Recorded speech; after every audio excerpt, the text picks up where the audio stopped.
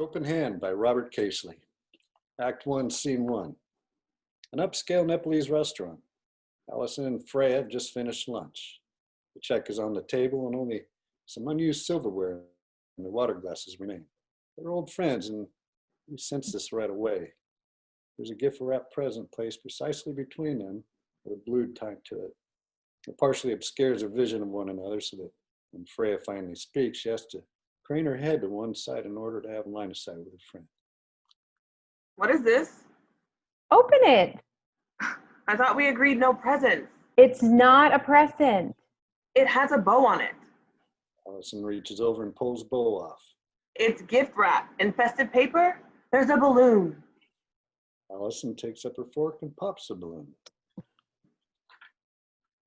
Shut up and open it. My birthday's a month away. I mean, shouldn't I be giving you a present? It's not a present. Freya tears off the wrapping. It's a very nice leather planner. A good luck charm for your interview. They were having a sale. Okay. This violates the pact. No, the pact's still in effect. You changed the terms. How's that fair? This interview is a big deal for you. So this is an attempt to influence the universe, karmically, which is different than a stupid birthday I get every year. You and birthdays. Bizarre. Jack swore an oath he wouldn't do anything, so you can't either. Swear. Oh, well, how does this big meeting go? Don't change the subject. Swear.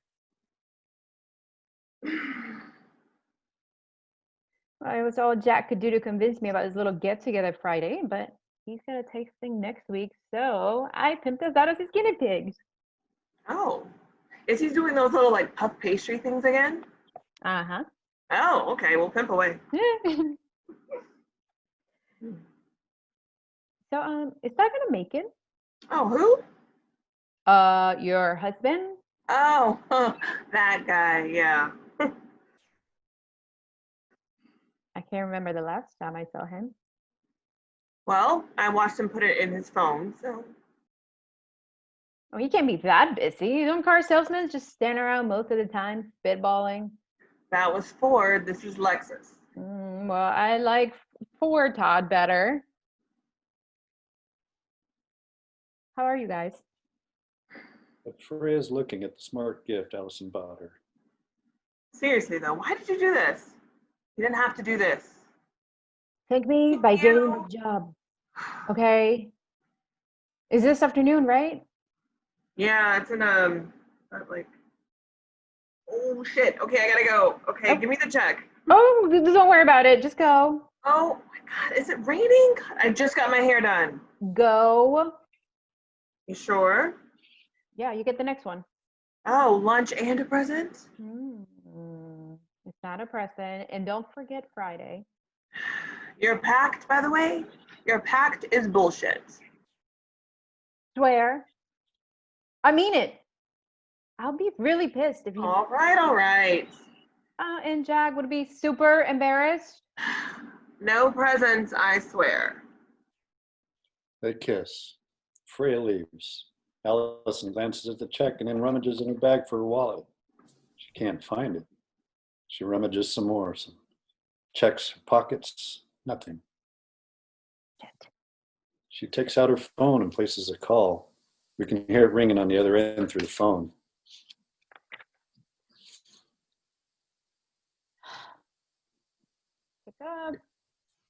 Pick up. Call goes to voicemail. She tries texting the same number, then sips her water and glances around the restaurant. A man appears. Hello. David Nathan Bright is in his 50s, well-groomed, impeccably dressed. Has an air of distinction. He wears a top coat and carries an umbrella. Hi. I can see you're in an uncomfortable position. I'd like to help. No. He places cash on the table. I can't allow you to do that. It's nothing. I think my fiance is just in a meeting or something. He usually picks up right away. So he No. It's really my pleasure. Please allow me. Do I know you? They're good, aren't they? Huh? The dumplings? You had the sha momo. Yeah. It's my favorite. I get it every time. Look, can You know, I? it's starting to rain outside. Can I flag down a cab for you? Oh, thank you. No, All right, well then take this. He hands her his umbrella. She Uh, involuntarily accepts it. Have a nice day. Allison hey, starts back, but he's already gone. She looks at the umbrella in her hand, the cash on the table. Now her cell phone starts to ring. She sits there holding the phone as it rings. Scene 2. We are now in Jack and Allison's apartment. She's on the couch. He enters with a juice pitcher filled with some sliced fruit. There's an overnight suitcase by the door. Mid-conversation. Okay, what do you call those things in Hawaii? volcanoes, No. The things. hula skirts, No, come on. Be serious. That you sit on outside, off people's living rooms, like a deck. lanais. Right. One of those. He had one of those. It was so cool with this amazing view of the park. And I'm like nervous as shit because this guy, he has the ability to write me a blank check right there. And all he's been talking about throughout the entire lunch is what's your favorite movie? What are your favorite books? Is there an artist you like to collect? Collect. Right? And so what do you say? Yeah, the one from Bed Bath & Beyond? No, he's interested in you. No, I get it. I'm getting to know you aside from your business plan, your menus, your. Nah, I know. Because get this, he suddenly shifts gears so imperceptibly that I'm like still yammering on about some Naruto flick. And I've actually never seen or whatever. And he's off on this new tangent. Now he wants to maybe invest in me, restaurant. That's fantastic. Right? So, yeah. He exits briefly, and we hear the juicer whirring off stage. He has to raise his voice above the noise. And listen, honey, I'm sorry I didn't pick up right away, but What? when you called, Oh, it's fine. I didn't want to. I get it. I get it. Forget it. My phone was going off and shit at like the worst possible time imaginable. It all worked out. Jack re-enters with greenish juice in the pitcher. He maybe takes his first breath of the scene right here. I was pretty awesome, Al. Say more. I was pretty fucking spectacularly awesome. I think I nailed it. I mean, I really did. And every follow-up question the guy had, I was like, boom. I'm proud of you. You want some of this? Mm-mm. It was great, but I'm sure this guy meets a dozen of guys like me a week, so. No, but your concept. No, don't do that to yourself. I know. I'm just saying. I don't want to get all. And the food to back it up. He pours himself a glass of juice. Well, that was my Monday. What about you? How was your lunch? Ray, okay? So what's the next step? Do you know? Or what? Huh? With a guy. Yeah, she's fine. Well, we discussed, Not telling Lexus now, apparently. Oh, and that Nepalese place? Great recommendation. Things that up for me? Yeah, I know. You been? No. About time. You saw Todd? The elusive Todd? Yep. Saw him a couple weeks back with one of his customers, I guess. Forget where, downtown, somewhere. But yeah, so he's going to look at the numbers or whatever. Todd? No, the guy. And I don't know. I guess we could know something by week's end. That quick? Yeah. The guy's like, no fucking nonsense. Actually, pretty sure I think he's ADHD. He was on his phone and tablet the entire time. At one point, I'm pretty sure he said something in Mandarin Chinese. You wheeler dealer, you. Come here. He does. He sits, drinks his juice. I'm spinning. I'm proud of you. Hasn't happened yet. It's going to. She kisses him. Thanks for the postcard. Sorry I didn't mail it from there or, write anything on it. You were busy. Don't move. Jack quickly goes to his suitcase and takes a pen. He writes on her postcard and hands it to her. She reads it and smiles. Did you wish I was there? He draws close to her. I do not love you except because I love you. This is a thing with them. I do not love you except because I love you too. They kiss, not a short one. Then, out of left field, Todd hates it, Alexis. What? He only took it because the money was, and Freya was looking at that house. But I guess the pressure is nuts. And he's got this fucking boss on his ass. Shit. I shouldn't have said that. Don't tell Freya. Hey, what are you doing? You had a good trip. You had a good day. Stay in a good spot. I don't know why I thought that. Well, they're not us. This is us. Come on, open some wine. The good stuff? Nope. Save that for Friday. What's Friday? Good boy. I don't deserve you. Yeah, say that again. I don't deserve you. Yeah, just one more time. I don't deserve. Ah! Ow! Jesus! What the? Jack holds up the umbrella. It's the one David Nathan Bright gave Allison in scene 1, snatching it from him. That's Freya's. She left it at lunch. Do I have a bruise? Allison takes the umbrella and places it in a tall vase by the door. If you're lucky, I'll kiss it later. Is it later yet? Hey, you never told me what happened with the check What check? for lunch. How'd you end up paying? They make you wash dishes or something? I had some cash, as it turned out, tucked away in my bag. Thank God. So, Good. I hate letting you down. you didn't let me down. Hey, guess what time it is? What? It's later. Mm. Scene 3, Frey and Todd's place. They're sort of having breakfast. Frey works on a French press. There's a plate of fruit on the counter. Todd is walking in and out of the room as he gets dressed. On the table is a leather planner that Allison gave to Freya in scene 1. You think she forgot? What? I gave it to her. Well, not to her per se, but to him. Todd enters with a choice of ties. Blue or red? I mean, couldn't have been that long ago, right? Like, what, a year? Drink your coffee. It's weird. Maybe it's not the same one. It is the same one. Maybe this is a different one? She takes No. it from him. I remember because when I was picking one out for Jack, I wondered if I should get a second one for you.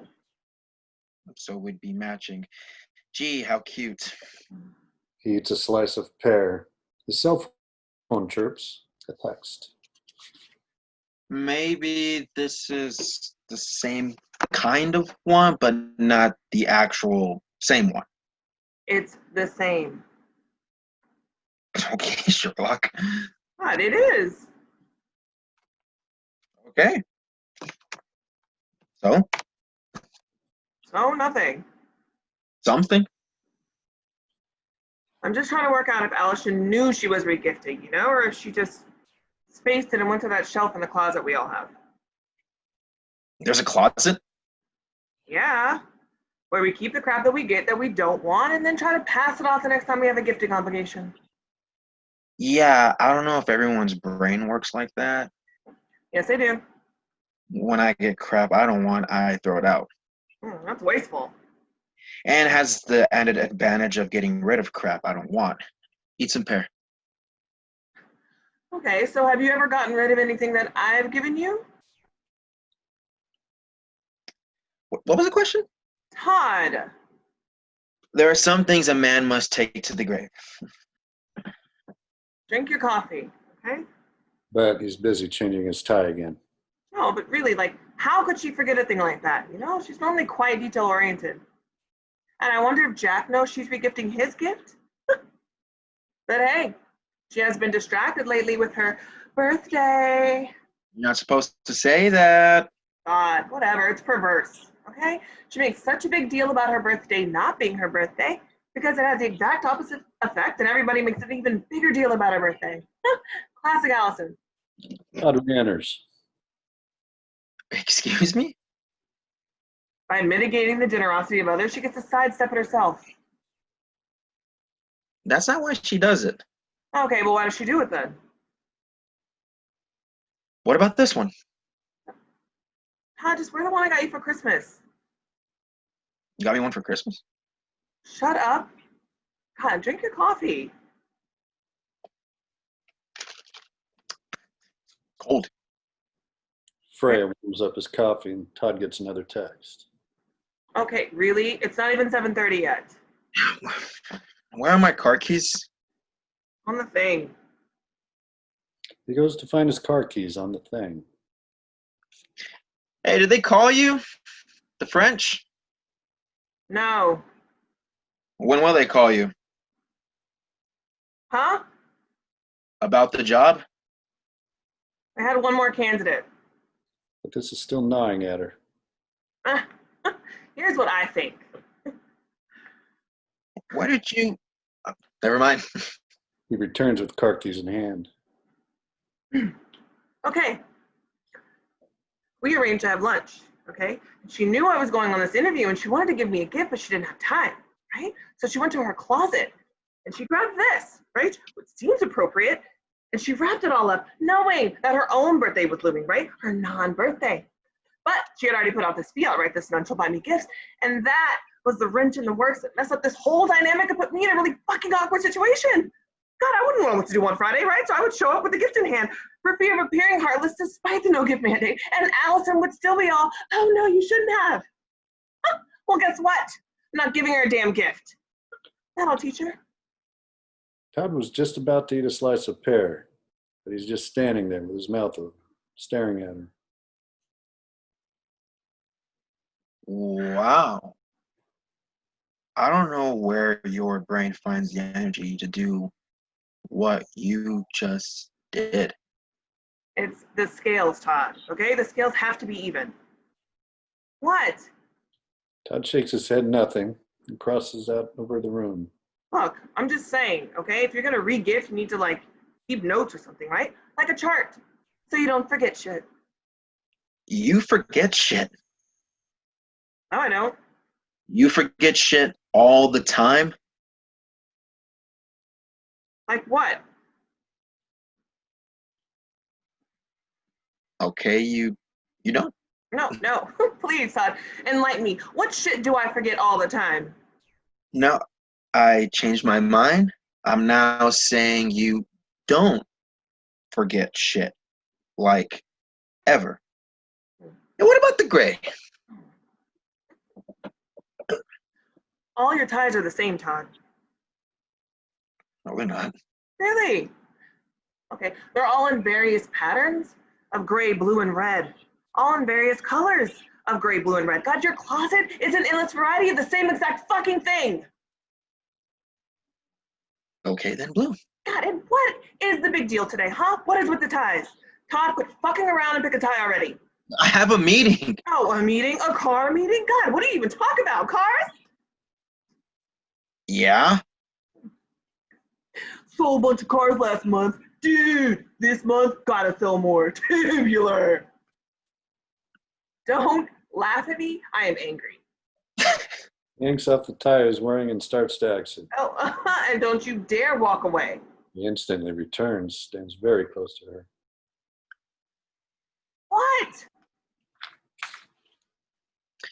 I don't like cilantro. I don't like cilantro. Okay?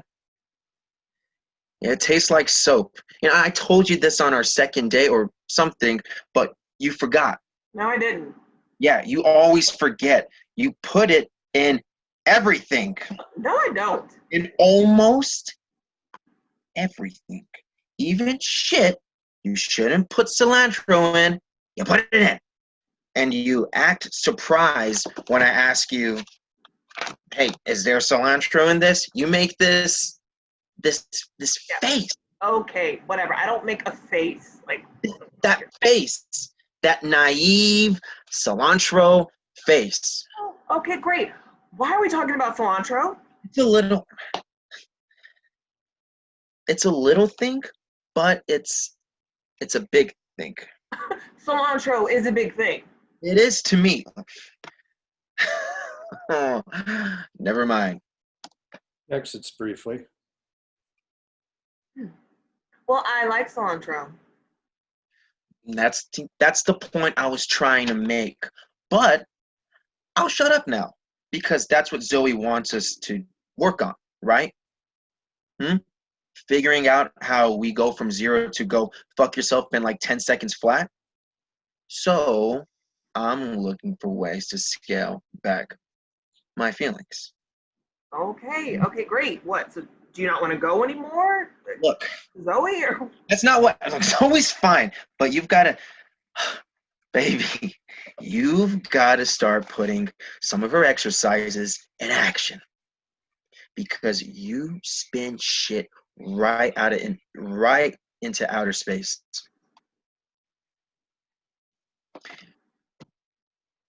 Do you like the leather planner? yeah. You think it was a nice gesture? Yeah.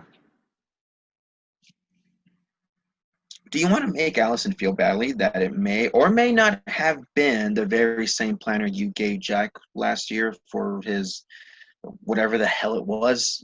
His review in Food and Wine. No. Would it make you feel better if they said to you a year ago, oh, thanks, but yeah, we don't like or need this, so we'll probably be regifting it at some point in the future? No. I don't know. I guess no. Okay, so is it the thing itself or the gesture? Which? She also bought you lunch on Monday, if I recall, and now you're quibbling over the gift that she may or may not have recycled. Oh, it's recycled. Right? Ah, I love you. I'm not ending the conversation. I'm just ending the argument.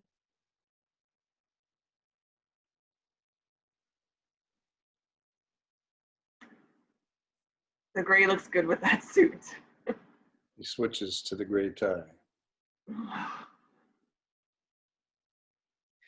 I have to go. I have a meeting and I don't want to attend this meeting, for I know what is to transpire. The newly anointed sales manager will unveil the master plan for how to drive the competition. How? Putting another guy on the floor? Wait. Don't you got 4 guys already? I mean, already exceeding the quotas? Well, now there's like 5 fighting over for the same carcass. Todd's phone goes off again. Okay, really, who keeps texting you? Universe telling me I'm on the wrong track. Oh, haha. It's just Jack. Oh, shit. He's reminding you about Friday. I was supposed to say something. Can you come? Friday? Yeah, to Allison's her get together. Can you? I'll try. Try hard. They look at each other. A moment. Have some pear. It's good for you. He kisses her on the forehead and then exits. Scene 4. The light is different. David Nathan Bright is sitting on a park bench with his morning coffee and paper. Allison's wearing jog-out clothes and has earbuds in. We can faintly hear the music playing. She sees him. Hello. Morning. Keeps reading his paper. She takes her earbuds out and then turns off her phone. You don't remember me, do you? Have we met? From the restaurant? Uh, The Nepalese? I was the dumpling who couldn't pay for her food? yes, I'm sorry, of course. How are you? Great. And you? You look quite different. Oh. How was your run? It was more of a controlled fall. Well, it's very nice seeing you again. You too. He goes back to reading his paper.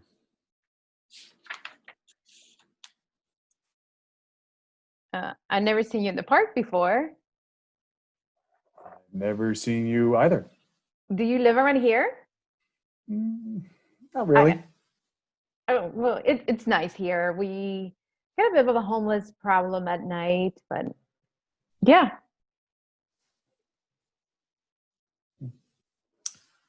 Well, I won't keep you. She looks like she's about to jog off, but Actually, I never got the chance to. Do you mind? Oh, please, please. he takes a handkerchief from his pocket and cleans off the park bench for her to sit. I'm sorry. Is this rude? You're reading your paper, and It's all I bad just- news. It's all bad news anyways. Well, what you did at the restaurant. It's nothing. No, it was very kind, and I don't have any money on me right now. Well, I'm not expecting you to pay me back. Oh, I insist. No. It's not necessary. I told you it was my pleasure. But I want to set things right. See, when I told my boyfriend, my fiance now, he was mortified that some stranger had to rescue me. So I would like to. No, there's nothing to set right. I never got the chance to thank you properly. I mean, I had to sit there like an idiot before you left, and I could even get a word. I don't even know your name. Allison, you really don't have to. It was absolutely nothing. It was my pleasure. What is your name? David Nathan Bright. David. Well, you don't know me, and you don't know anything about me. I don't need to know someone to offer them a little assistance, which is what it was. A little assistance. It was an $80 check. Those dumplings were really good though, weren't they? Yeah. One could make the argument that knowing you might have precluded my wanting to help. What? That was a joke. Oh. Right. Well, I just wanted to say thank you. You did a very nice thing that I don't think many people would have done. I don't think. Well, maybe someday you'll have the chance to do it for someone else. I should get going. She stands, turns. Is there anything that I could do to repay the favor? Yes. Tell me. Enjoy the rest of your day and don't give it another thought. Well, thank you. Again. Allison gives a little wave and starts to jog off, but she doesn't get very far before she wheels around and comes back. My mother, okay, this is going to sound really weird. Etiquette was this big deal when we were kids. She insisted that we express our gratitude whenever we received a gift, no matter how small. My brother, my twin brother, he and I were always sending thank you cards, and it was a total pain in the ass when you're like 9, but it's something that stayed with me. Okay, this is also going to sound weird. Can I have your address? He reaches into his jacket and takes out an elegant business card holder. So I can assuage my childhood guilt or whatever? You really don't have to do this. Oh, I would like to. It would make me feel better. All right, then. He takes out a pen and writes his information on the back of the card.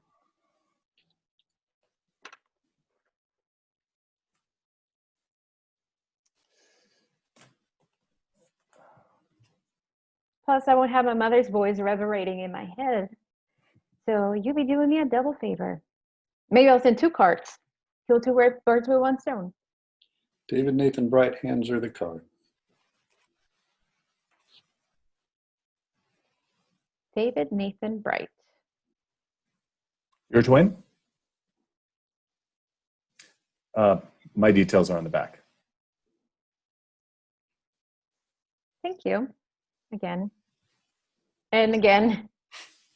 Just a little theatrical bow as she backs away. She turns to walk off and then suddenly turns back. It's my birthday. Well, not really, on Friday. And my boyfriend, well, my fiance now, I guess, he wasn't supposed to throw me a party. Long story, but one has sort of just occurred. It's an unofficial birthday, a little get together with a couple of friends. And if you don't have anything planned, would you be our guest? Jack, my fiance, he knows his way around the kitchen. So the food, I can guarantee, will be top notch. The conversation, I can't really vouch for the conversation.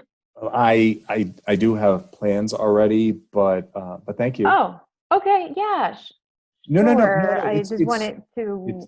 It's very kind, and normally I would say yes, but this is special. Yeah, no, sure, no worries. No, friend from Paris in town on business. Oh yeah, c'est la vie. Thank you, though.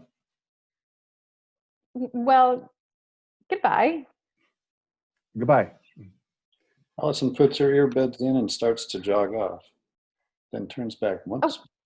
I still have your umbrella. Keep it. Scene 5, night. Bedroom. A pale-colored light from outside the window illuminates the room. Jack and Allison are moving around under the covers, the start of something intimate. There is moaning and kissing. Oh, Oh, oh, oh yeah, right there. oh, Oh, oh. don't stop. Mm, Keep Oh, going. mm, Yeah. mm, Mm, mm, Popping out of the blankets. yeah. mm, Did you call Todd? mm. Did you call Todd? What? No, I will. He needs to be here Friday. He's a buffer. Okay, but can it wait till we're done here? I don't mean now, Jack. I mean like soon, like tomorrow. Right. Call Todd. Check. I'm not kidding. I'll call him. First thing. Because he has to come. Yes, I know. Can we, I'm worried about those guys. Promise me you'll call? what are you doing? You told me not to obsess. Yes, but now I'm obsessing. You shouldn't have told me that Todd hates his job. I didn't tell you that Todd hates his job. What did you tell me? Yeah, Todd hates his job. Jack's not entirely certain what he needs to say right now, but he knows enough to know he needs to change the subject. Allison climbs out of bed. Look, Al, he mentioned it in passing. It was an offhand thing, like guys do. What is this about? This isn't about a birthday. Jesus. Friday is just a get together with friends. Okay, quit mentioning my birthday. She exits, and then a bathroom light snaps on. Okay, I didn't. Jack drains what's left in his wine glass on the bedside table. Whatever he told me in confidence. So don't go blabbing to Freya because I only got a piece of the story. I'm not gonna blab. What I've learned. I wasn't gonna blab. If it could hurt just as well as help, do nothing. Allison now returns wearing one of Jack's shirts. You're right. What? She sits on the floor and does something like a yoga pose. I said you're right. Oh, well. I didn't mean to be, it's 2:30. Come back to bed. No, fuck off. Allison! I'm meditating. Stop saying things. He crosses the room, nuzzles in behind her. Stop doing things. I do not love you except because I love you. He kisses her neck. She likes it. She pretends not to like it. The like it part wins. She turns toward him as far as her pose will allow in the kiss. It lasts long enough that we think the scene might end here, except this happens. I lied to you. What are you talking about? Remember when I called you from lunch? With Freya? This is so stupid. What? The check came and I didn't have my wallet. I told you I found cash in my bag. I didn't have cash in my bag. Why didn't Freya pay? She had to run. She had the interview and I was stuck there and you didn't pick up and I lied. Help me out. I lied to you. It's stupid. I was embarrassed. This is what you lied about? She climbs back into bed. You're weird. And the fucking wait staff there were giving me this, oh, she's one of them looks across the restaurant and you didn't pick up. And then this guy came up. What guy? This super nice guy who paid for the whole thing. Your lunch? Everything. That was nice. It was very nice. Why did he do that? Because I don't know, he just did. Yeah, but why did he do that? Well, that's what I'm saying. I felt stupid, but I was kind of in a bind. Because I didn't pick up? Well, yes, but that's not the point. The point is, and it's dumb. When you asked me about it later, I lied. Okay. Why? I don't know. That's funny. That's a funny thing to lie about. Don't you think it's funny? Jack exits slowly to the bathroom. Are you upset with me? Why would I be upset? I know. So why would I lie? Did you really think I'd be upset?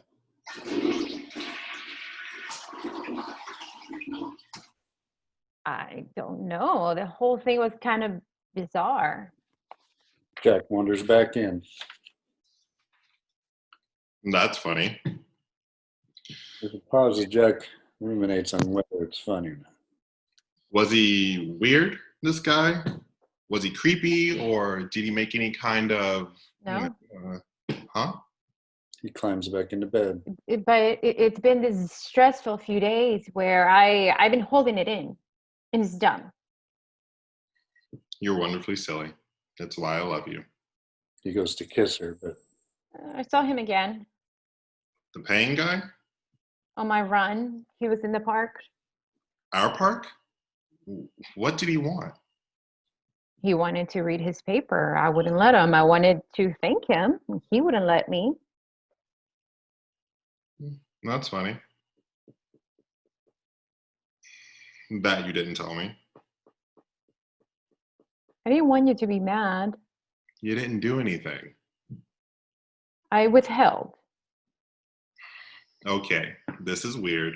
I suddenly feel like an asshole. Why? I wasn't there for you. I wasn't there for you. Yeah. Yeah, I don't know. I just think people in relationships say those things like that in real life. I mean, do they? It's kind of cliche. I think it's a cliche because it's true, like a lot of the time.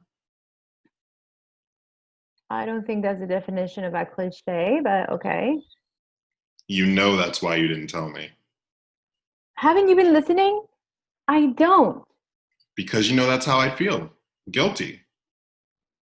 You feel guilty? Like a cliche. What?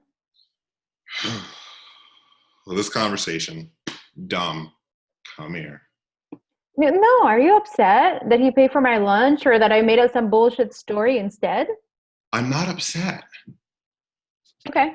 I'm What? something else. Something else It's some kind of feeling. of irritation? Kind of. Yeah. No. I don't know what it is. I feel sort of stupid, actually. Stupid? You feel stupid? Isn't that how you felt? Or lame? You Or feel lame? eh, stop repeating stuff. I feel, okay? Look, you told me this thing, all right? And it was weird. It was weird that you lied to me about something that was no big deal, but the fact that you lied about it kind of sort of makes it a big deal suddenly, all right? And I'm sorting through that, trying to work through it, work these particular things through. Yeah. But you're not mad at me. Nope, absolutely not. For what? For not having my wallet? Or for you not having your wallet? For calling me at a time that was really inconvenient for me to pick up, so you were left to fend for yourself in a cruel and pitiless world. And instead of me being there for you, some other guy, some super nice guy, isn't that how you described him? Sweeps in like, fuck, I don't know, Robin Hood or some shit, and takes care of business? Am I mad? Why would I get mad at you for that? That would be peculiar. Except, fuck, I think I am mad at you. I'm mad at you too. What did I do? Exactly. What do we do?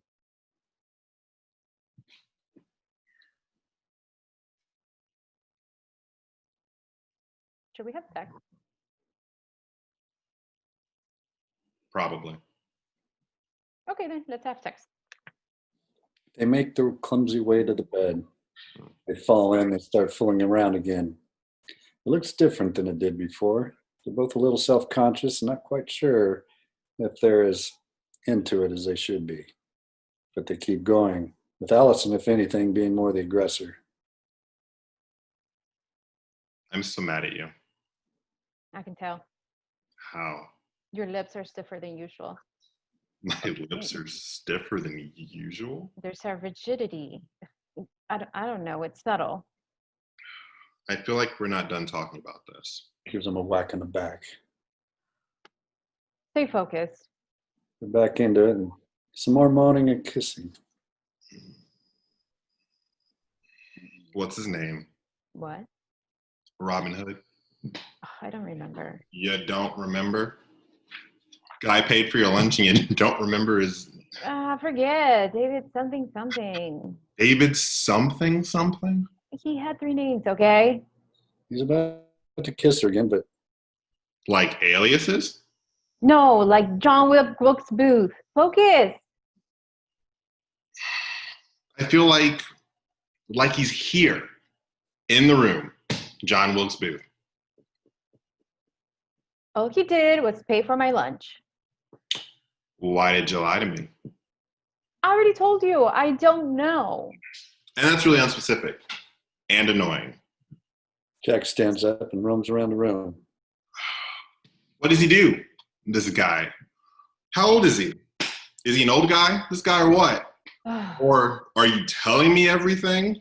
Are you really telling me everything that's transpired at the restaurant, in the park?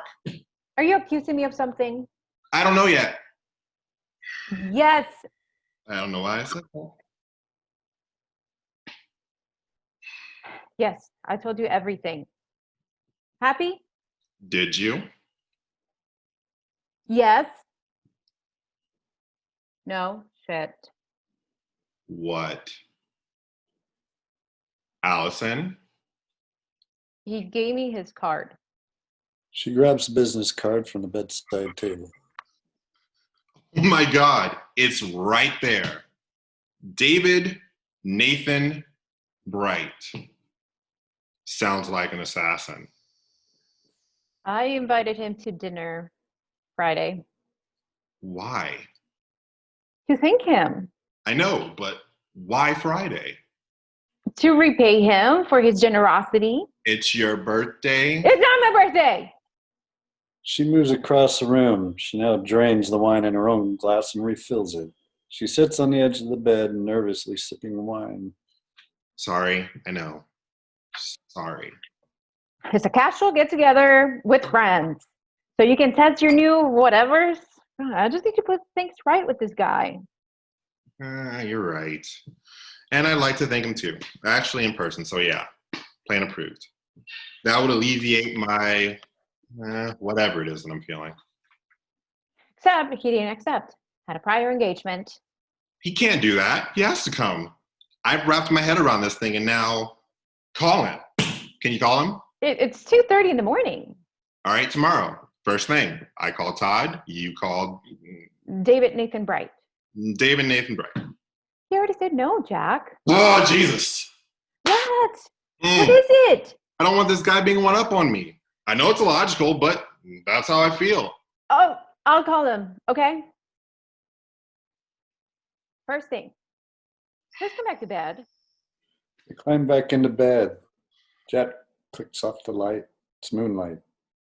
They just lay there, motionless.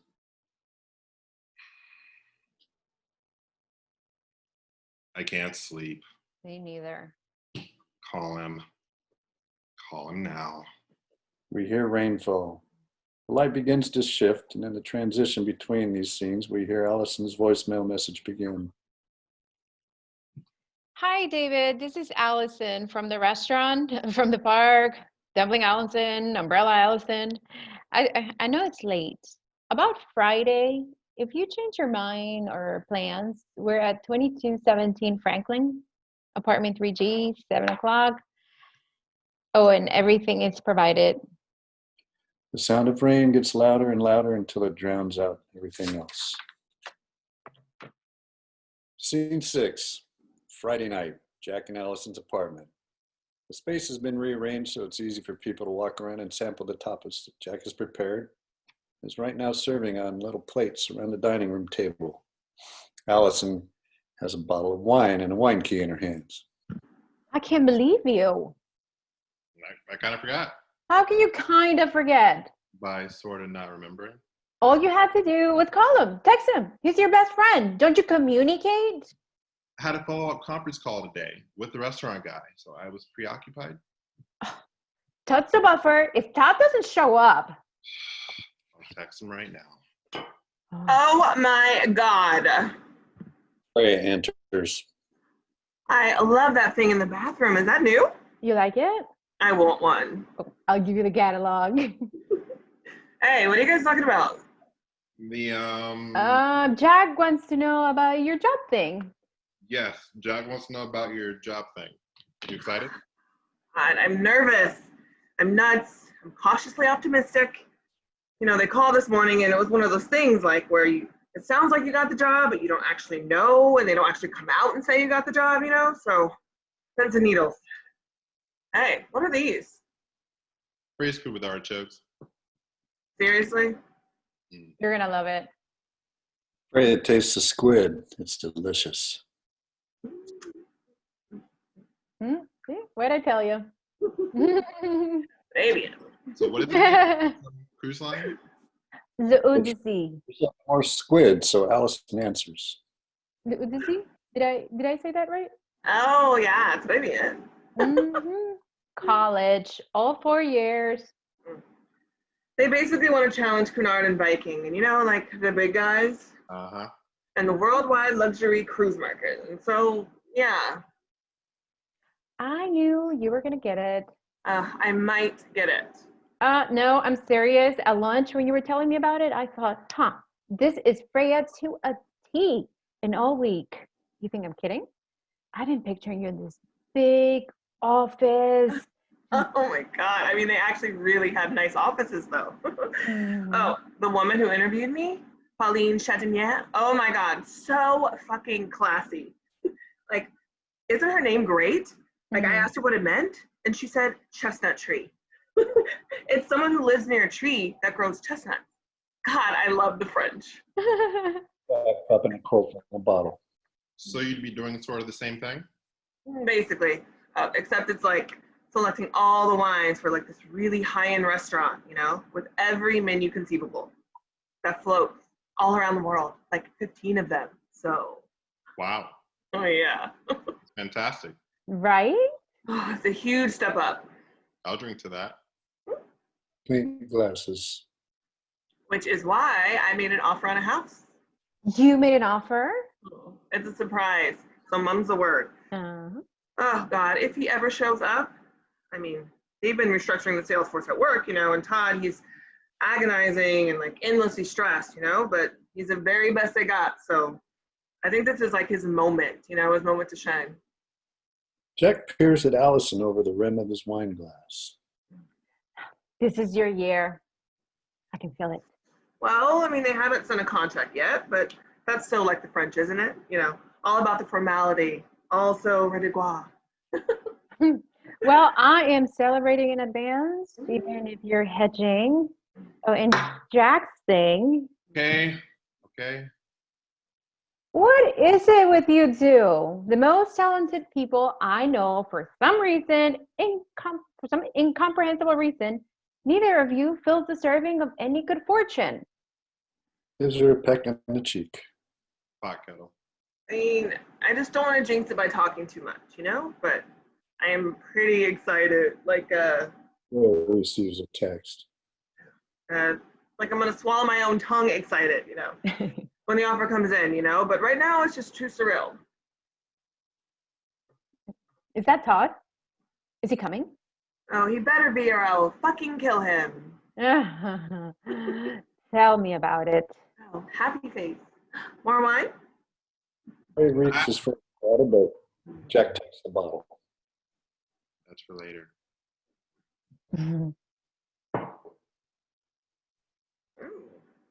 He's been saving it for little old me. Oh, okay, not bad, little old you. Mm-hmm. Jack hands you something he's already opened. Try this. Pairs better with the chorizo. Ah, chorizo. God, Todd's favorite. Serves him right if there's none left. Good old Jacko here. Forgot to call him. What? I already yelled at him. She did. She already. Mm-hmm. Jack was supposed to remind Todd. Kind of forgot. Sorry. No, he got your text the other day. Jack and Allison share a look. At 0 dark fucking 30, thank you very much. Jack, why don't you walk us through all of this deliciousness? I will when all the guests arrive. Oh, he better arrive. I'm off to puff my pastry. Can I borrow you? Mm-hmm. Jack and Allison head off to the kitchen. I'll get you that catalog. There's a moment, Freya helps herself to another sample. Hey, what's this thing with all the fennel? Fennel. She tries it, more deliciousness. Now the doorbell rings. Finally. Todd's here, I'll get it. Freya goes off. Then we hear the murmuring of voices coming back down the hallway. Freya appears, escorting David Nathan Bright into the room. He's in beautiful casual attire, his overcoat and hair wet from the rain. He has a very impressive bouquet of flowers and a bottle of wine in a wooden case. Allison? Allison? You have a visitor? What? A surprise visitor? Oh, hi, Todd. There's wine, or you probably want a beer instead, yeah? Hey, shit face. I'll be right out. Grab some chorizo before Freya inhales it all. Freya smiles at David Nathan Bright. No, it's Mr. Bright. David's fine. It's David. Allison slowly emerges from the kitchen, surprised, with a bottle of Stella in one hand. Hi. Hello. Hi. I didn't call out. I hope that's all right. Oh, of course. No, yeah. Hi. My plans changed somewhat. So. Oh, that's great. I mean, I don't mean that's great. I mean, that's great for us. Listen, I'm sorry for the intrusion. I won't be staying long. I just wanted to. No, please. This is great, actually. Jack, I'm really happy you came. I wasn't sure if you got my message. Yes, I did. Sorry about that. She waits nervously. Freya looks at her expectantly. Oh, this is Freya. Yes, we. At the door. Lovely to meet you again. Can I get you a drink? No, I'm not staying long. Jack, honey? Talking mushrooms! Can you come out of here, sweetheart? From the kitchen, Jack enters carrying a hot platter, wearing brightly colored oven mitts. He stops dead in his tracks when he sees David Nathan Bright, trying to assess the unexpected situation at hand. Burned myself. You're Jack. Jack. Hi, Jack. Jack looks at Allison. David Nathan Bright. Jack puts the platter down and takes a step toward David Nathan Bright. He extends his hand to shake David Nathan Bright, still wearing the oven mitt. Nice to finally meet you. Honey. Jack realizes his faux pas and takes off the mitt. They shake hands, but Jack winces. Are you all right?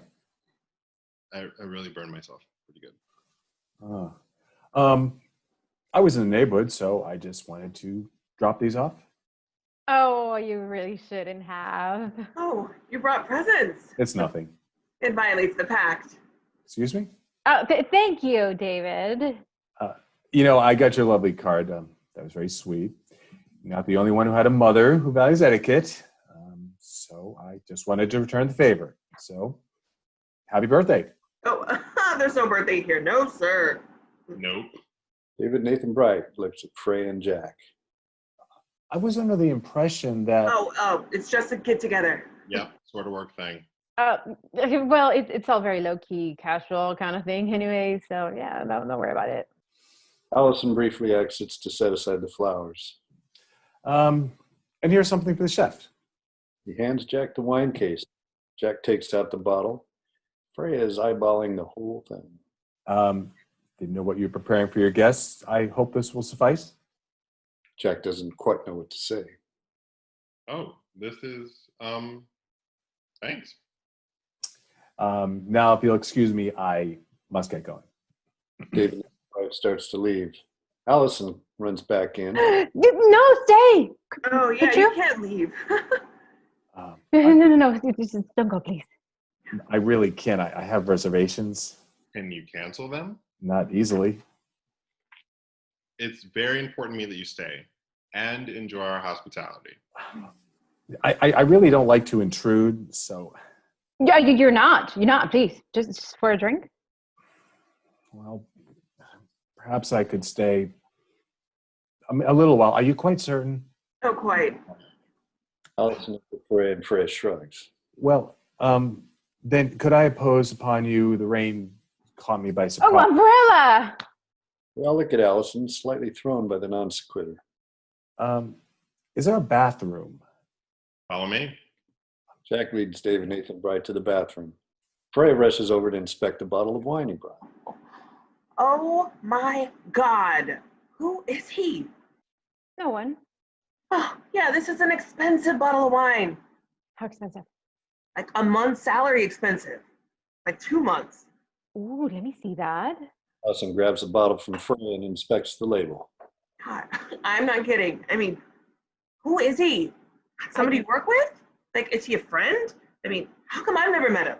God, he is very distinguished. I mean, what does he do? And what's his name? David something something? David Nathan Bright. He's not even really my friend. Okay, then who is he? He's just this guy. This guy? You know, No, I don't. this guy who bought my lunch. Jack comes back into the kitchen. Awkwardness. Okay. You okay? Uh-huh. Everyone good? Uh-huh. Need more wine? Uh-huh. Uh, I'll go get more wine. He exits once again. oh my God, come on, I am dying. The day we had lunch, I couldn't find my wallet, and you had to run, and Jack wasn't reachable. And David, he came to my assistance. David came to my assistance? What? Oh, I mean, the way you said that, he came to my assistance? Well, that's what he did. Okay. I'm like, what does he want? he doesn't want anything. I think he's just a nice guy. Oh, do you? A nice guy. I think so. Yeah. A nice guy. Instead of putting quotes around everything. Okay, what are you not telling me? That's what Jack said. He's a guy I just met, a casual, not even an acquaintance. A casual acquaintance doesn't bring a $6,000 bottle of wine to a dinner party. 6,000. Yes, okay? God, that's why Lotus Day wants me, okay? I know my wine. That's insane. I'm not letting him open that bottle. Yeah, well, you can't, can you? I mean, not when Jack's been saving his wine for his special occasion. Okay, enough with the quotes. Okay, and happy birthday? God, how come he's the only one that gets to acknowledge your birthday? No, that was a simple misunderstanding. Okay, if I had come with a gift, would that have been a simple misunderstanding? Well, you didn't come with a gift. I know, and I felt like an asshole, thank you very much. God, I knew this would happen. We had a pact. We do have a pact. Yeah, but David something came with a gift. David Nathan Bright. Oh, David Nathan Bright. God, you're doing it again. God, why does he get to violate the pact, okay? And how does he even know it's your birthday? God, where the hell is my husband? Are you pissed off at Todd or at me? I'm not pissed off, okay? I'm something else. Oh my God. That's what Jack said. He said he was something else. When I told him about this guy who bought my lunch, he said he was feeling something else, but that something else felt decidedly like pissed off. He bought my lunch. That's all. It was an act of generosity, okay? And now Oh, you're in his debt. I'm not in his debt. I am not in his debt. Why do you say that? I'm not in his debt. Hello, $6,000? Which we are not opening. It was a gift for your birthday, okay? You can't not open it. Or hold on to it. Did not give it back. Oh, rude. Or I'll hold on to it, I guess. And re-gift it? What?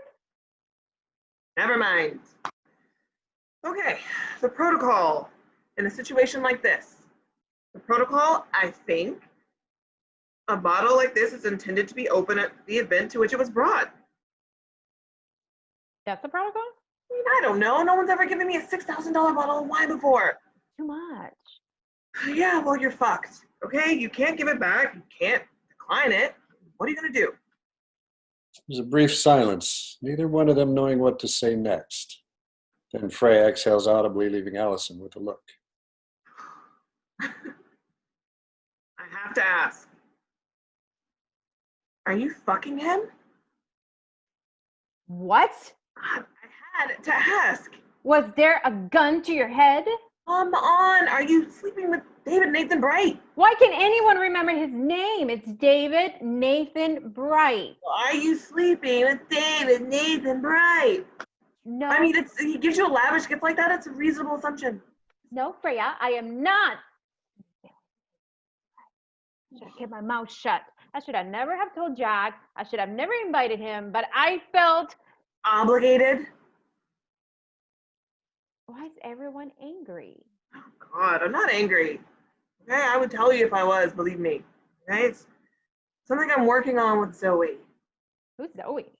Owning my feelings. Who is Zoe, Freya? But I don't own. That's what Zoe says. I don't own, I rent. Who is Zoe? Our therapist. I told you this. You and Todd? Yeah, I told you this. No, Freya, you didn't. You said you were okay. At lunch, you told me everything was okay. It is okay. You're in therapy. Isn't everyone? God, aren't you? No. Wait, okay. So you're not in therapy? What? Because Jax said that. What? What did Jack say, Freya? What did Jack say? Freya doesn't answer. Jack? Now, just as Jack returns with a plate of puff pastries, from down the hallway we hear someone knocking loudly and pushing through the front door. Guys? Hey guys, sorry I'm late. You hear something crash out in the hallway. I'm Todd? Sorry, I'll buy you another one of those. You made it. Todd appears from the hallway, briefcase in one hand, holding one of those colorful clear plastic umbrellas in the other. Hey, dickwad. Hey, shitface. They embrace clumsily. It's immediately clear Todd had too much to drink. He sways unsteadily on his feet. What took you so long? Traffic, weather, combo of traffic and weather. Nice umbrella. It's the wife's. Todd extends the umbrella to Freya. No, it's not. Jack holds the umbrella out that he found in scene 3 to Freya. This is the wife's. No, it's not. Then whose is it? David Nathan Bright has returned from the bathroom now. It's Allison's. This is yours? No, it's not. Then whose is this? And who is that? I don't want it. Please take it back. You must be Todd. David Nathan Bright extends a hand to shake, but Todd's looking pale, maybe a little suppressed burp here. Are you all right? Todd, meet David Nathan Bright. Todd vomits on David Nathan Bright.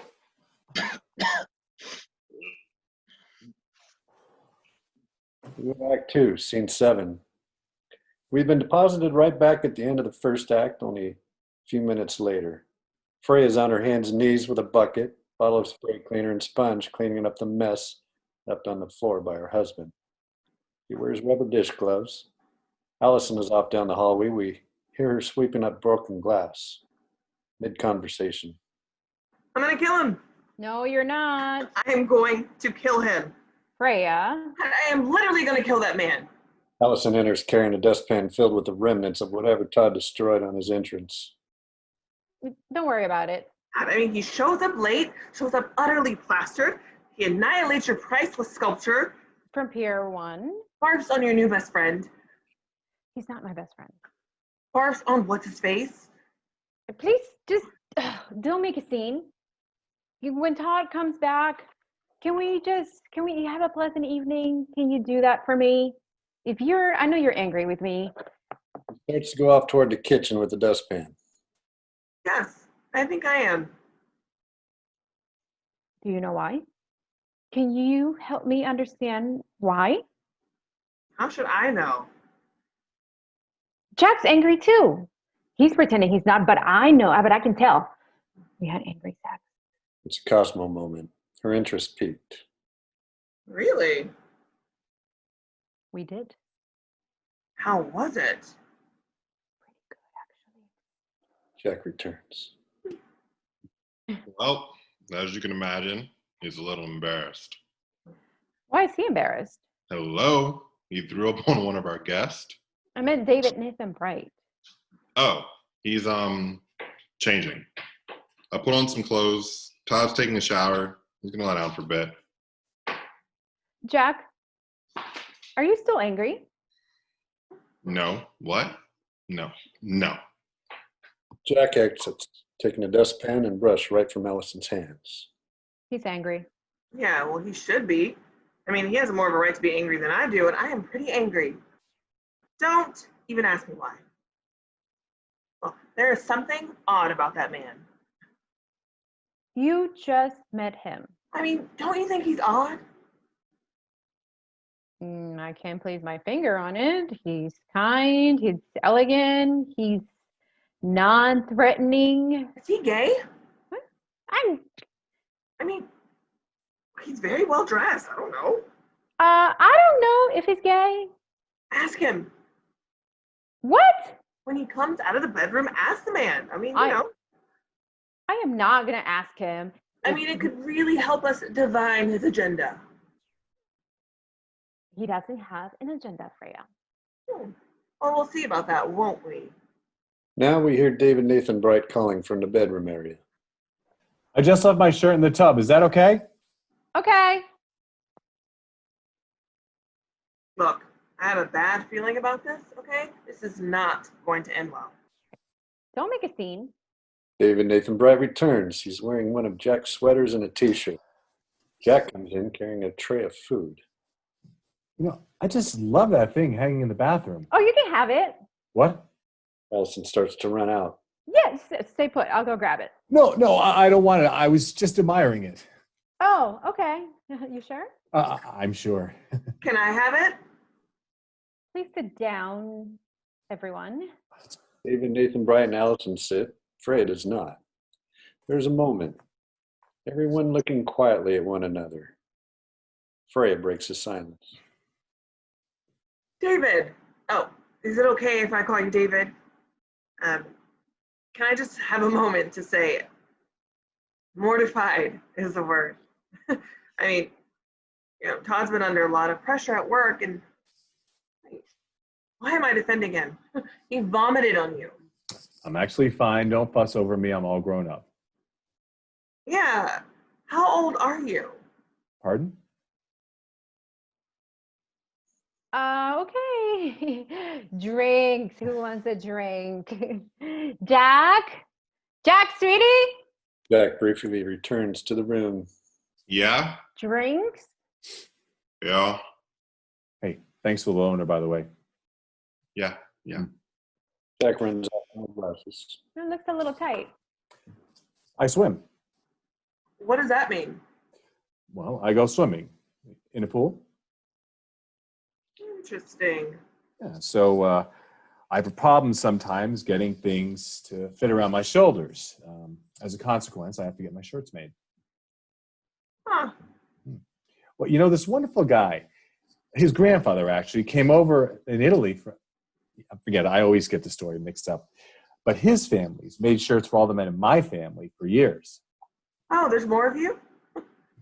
Sorry? Big family, you say? Are you Catholic? No, some of our friends get their shirts done there too. I mean, he's a perfectionist, a true artisan, which is impossible to find these days. Do you have a lot of friends who wear shirts? Drink? Freya? I never really thought about it in that way. Jack returns with glasses. Hope you guys are hungry.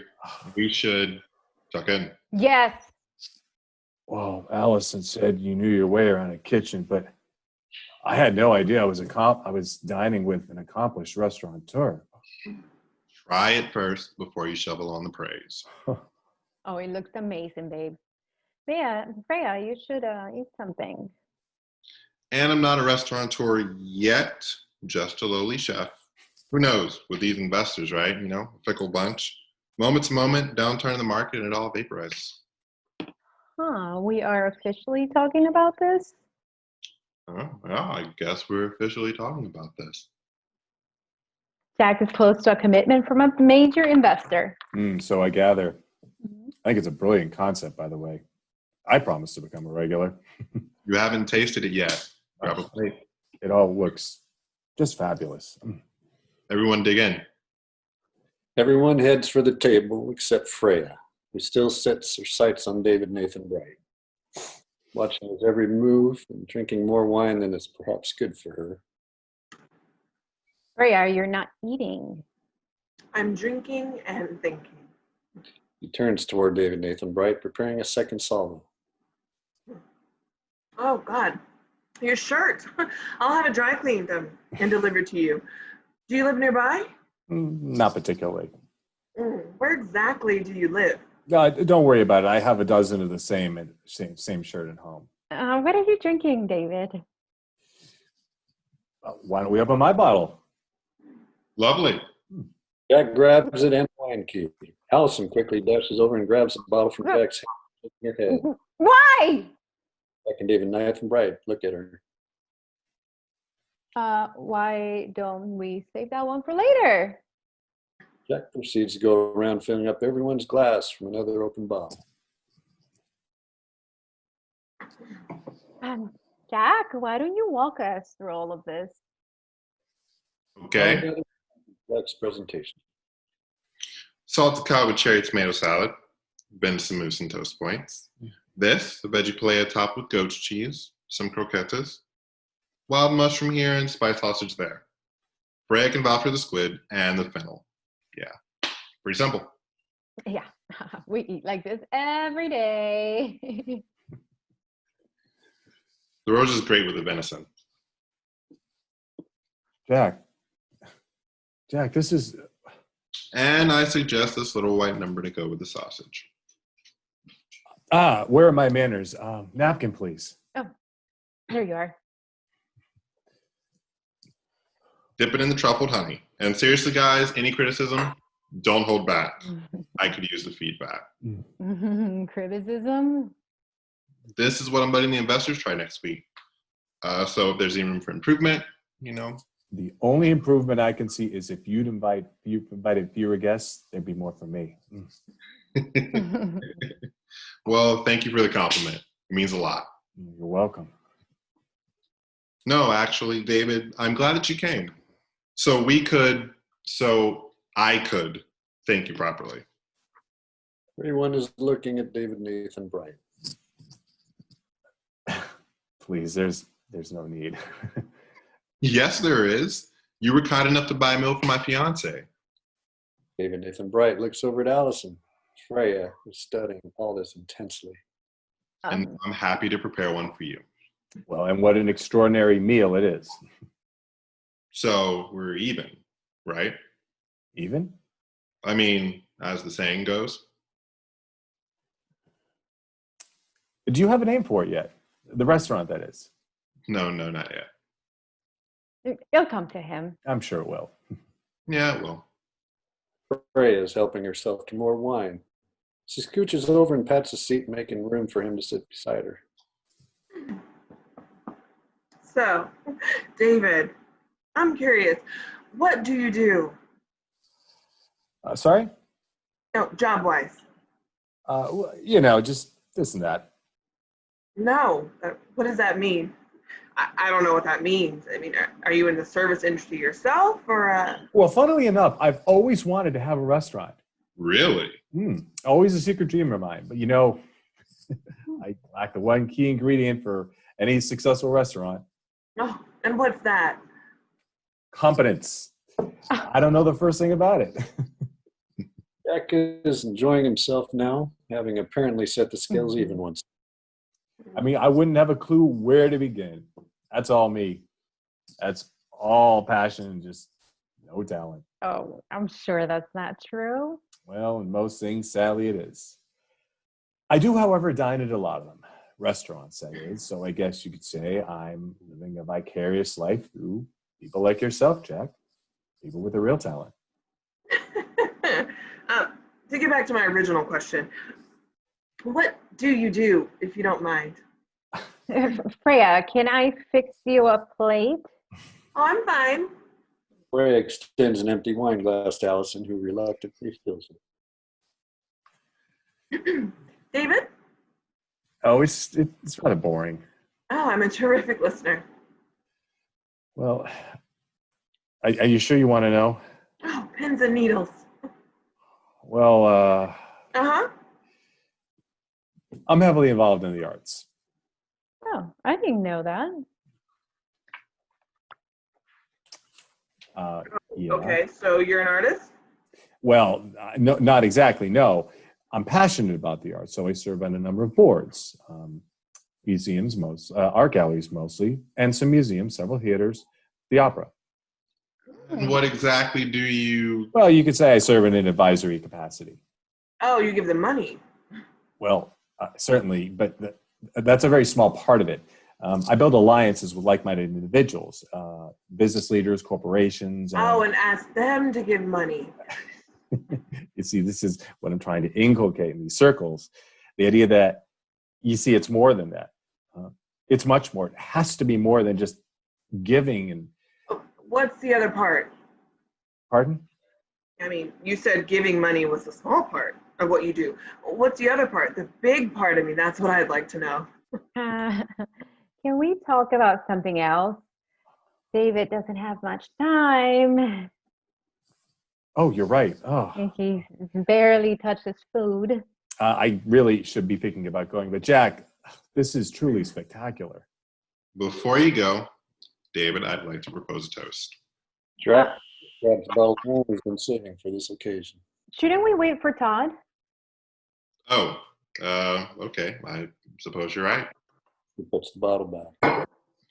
Can you stay longer, David? 10 minutes? Well, I have to make a quick call. Tell somebody I'm running late. I'm not getting good reception here. Can I? Yeah, there's this building's weird. There's a little balcony of the kitchen. If you hug the wall by the wine rack, that's the sweet spot. Okay. All right. David exits toward the kitchen. What's the matter with you? What? I'm inquisitive. Huh. Oh, I could think of another word. Todd now emerges from the bedroom. His disheveled. It looks far sight better than when he had first arrived. He's got kind of a buoyant second wind look about him.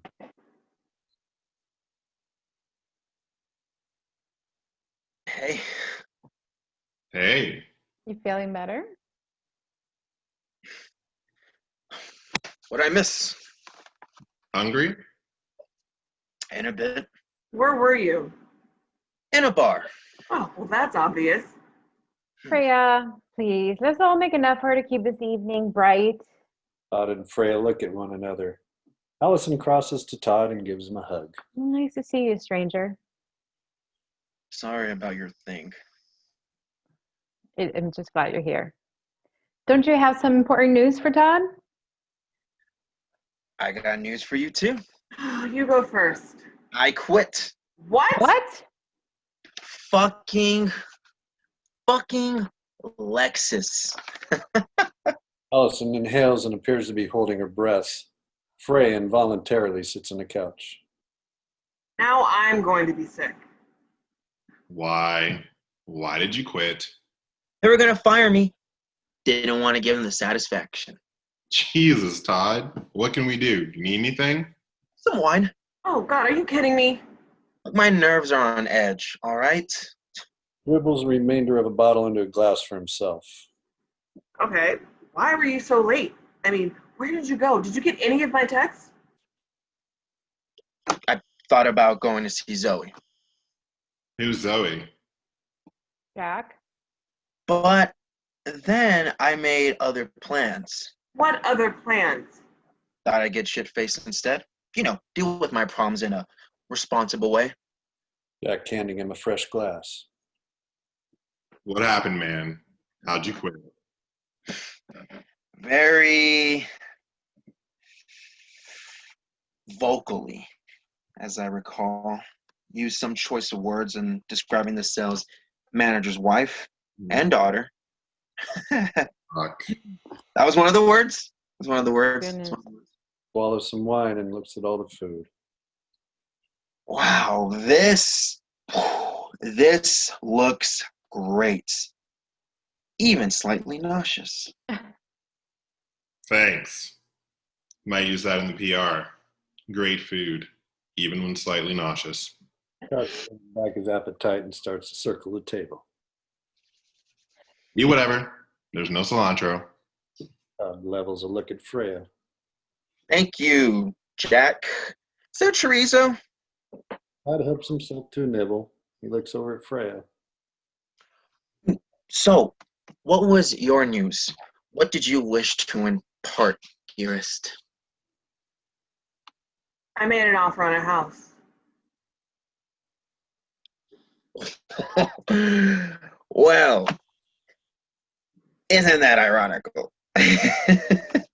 You'll work things out. Will we? Oh man, I love when people say that. We'll work things out. It's a reflex. What you say when you realize you have no fucking clue how to extricate yourself from the shit circumstance you find yourself in. And as it turns out, there's no way to work things out.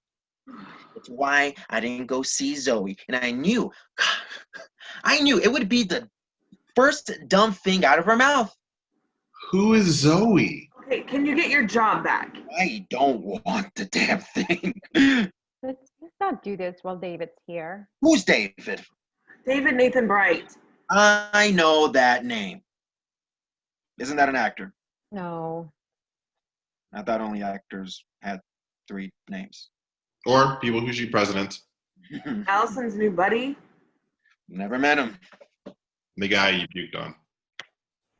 Oh, I did do that, huh? David Nathan Bright returns to the room, pocketing his cell phone.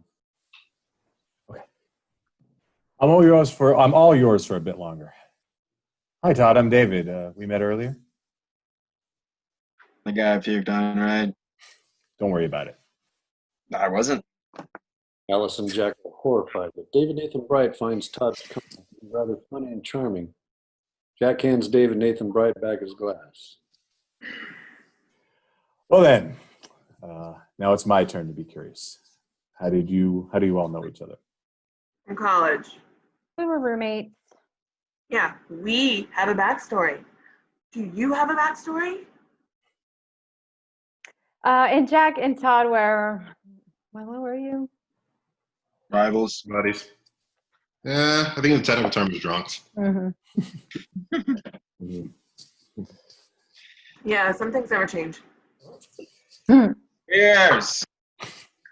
And that's where you and Jack first. Yeah, I was an art major briefly. Really? And then a philosophy major. I dabbled, I had big dreams of becoming a poet. Ultimately, I just majored in indecision. And Jack was, Well, wait, do you still write? God, no, I gave that up a long time ago. Happy periods, you know. And Jack, The mood is now very easy with Freya, in spite of herself, softening a little to enjoy Allison's reminiscence. Jack was in culinary school. Well, I dropped out of college to go to culinary school, but I took this creative writing class when I learned Allison had signed up. The academically sanctioned version of stalking. Oh, you've really opened up a can of worms now, David. I mean, they just love talking about this shit. We do. We love talking about this shit. yeah. Well, and Jack, well, I made her a cake. A cake. he did. 3-tier chocolate cake. And on it, he'd written in blue icing. I do He'd not written- love you except because I love you. Allison and Jack look at one another and smile. David Nathan Bright also adds an appreciative laugh. Freya and Todd feel left out of the joke. Okay, they do this all the time, right? I mean, I've never asked you guys, what the hell are you talking about? It's Neruda. Yes. Who? Pablo Neruda. I do not love you except because I love you. I go from loving to not loving you, from waiting to not waiting for you. My heart moves from the cold into the fire. Well done. Been our little joke for years. Okay, I don't get it. Still, why don't I know this? I didn't do my homework. It's like you. Always late to class.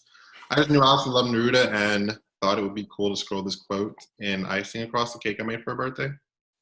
Jack has said this before. He's even aware of what he's done. He now looks guiltily at Allison. I'm sorry. I mean, He didn't realize the poem was about someone who's in a one-sided love affair. They give all their love to someone who can return it. Snell lands in the room much harder than she intended, so she's compelled to go on. Freya glances over at Todd. He's aware that she's looking at him, but cannot return the look. When I saw the cake, I burst out laughing, but it was also the sweetest thing anyone has ever done for me. So anyways, That's a wonderful story. a little syrupy. Well, if you love someone deeply, then syrupy is permitted. And you, Freya, you and Todd, how did you two meet? That's what we good. Todd tolerating him much more than she expects to. He works at a car dealership. I went to go buy a car. We took a test drive and ended up having sex. There's a moment here where no one's quite sure how to take this. But then the absurd contrast to Allison's heartfelt story releases attention all around.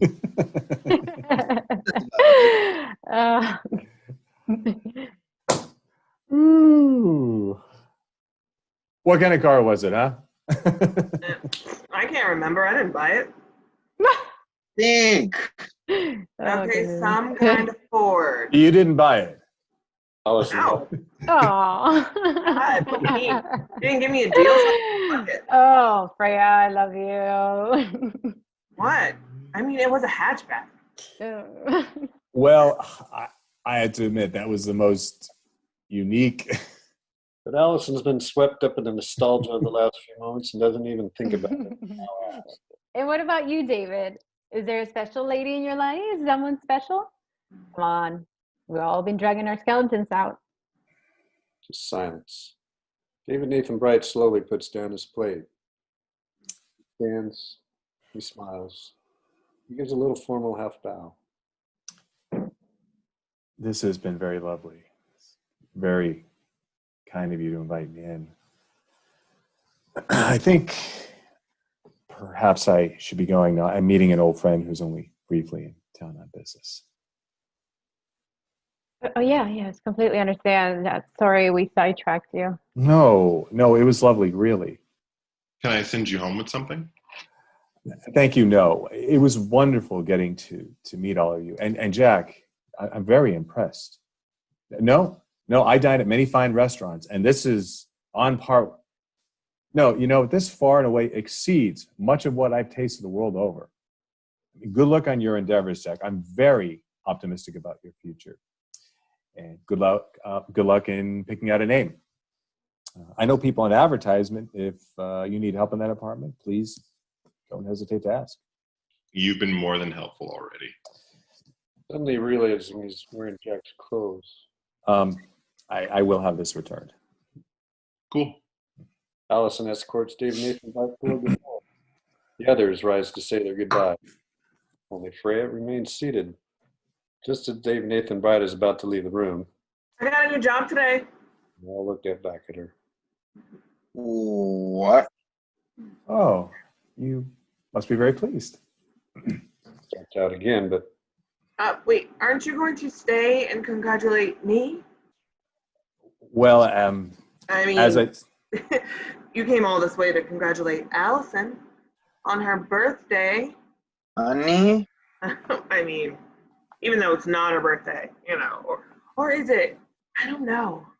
It's weird. it's clear now that somewhere in the last few minutes, Freya's crossed over the line from tipsy to drunk, and she is now extra animated. I mean, we've only been friends since college, but that whole birthday thing, this big old black hole of weirdness, and yet here we are. Okay, Freya. Mr. Generosity. Mr. Man with 3 names that's not an actor. Bringing gifts, wishing well. We're not supposed to give gifts if you hadn't noticed. Okay? So, God, why don't you stay to congratulate me, on my new job that I think I got offered this morning, but I'm not sure I got the job, not like 100%. But because of her fucking accent, I think I got the job, okay? I think I did. I deserve it. I am totally qualified, okay? I am really super good at what I do, okay? Which is wine. I do wine. I know wine. I sell wine, which is why I know about your wine, you dick. Freya, Oh, Todd, Allison tries to redirect Freya's energy by taking her by the arm, but Freya shrugs it off with disproportionate violence. But David Nathan Bright doesn't react. He just continues. you sell wine. Interesting, isn't it? I was about to say coincidental. My friend, the one I'm meeting from Paris, she's in town for that very same thing. She's interviewing for a wine job? Oh, no. Okay, well, you can tell your little Parisian pal that I've got it in the bag, okay? The job is mine. I think it's mine. God, who knows with the French, though? Something may have gotten lost in translation. Freya, I think you should just. Yeah, wait, Pauline's not here to get a job. She's here to hire someone for the company she owns. There's a dreadful silence as it dawns on Freya what has just transpired. Pauline? Oh, fuck. Freya downs her entire glass of wine, but David Nathan Bright suddenly changes the atmosphere in the room as if by magic. He begins to smile, then chuckle. This is great. Wait a minute. When you say it's fate, it obviously needs something. Does it? Look, I can't believe this. What if, wow, Pauline, she would really appreciate the irony. There's a moment where everyone's struck by the sudden strangeness of this situation. Invite her over. You're not going to make her reservations anyway. There's plenty of food. You wouldn't mind? Invite her over. Jack, maybe it's Freya, you said you thought she offered you the job, but you're not quite sure. We could find out right now. Put your mind at ease. I'd be happy to do that for you. Are you okay? What is wrong with you? I mean, what do you want? Well, hold on. Should I call her? Why are you so nice? I mean, why do you keep doing things? Look, I know how Pauline can be in a professional setting, okay? She's stiff. It's intimidating. But if you get to know her, I mean, I knew her when we were all walking barefoot in the south of France, and she used to play bongos. I'm serious. She was a bongo player in this Algerian band. She has a playful side. You'll see. Let me call her. Let me do this for you.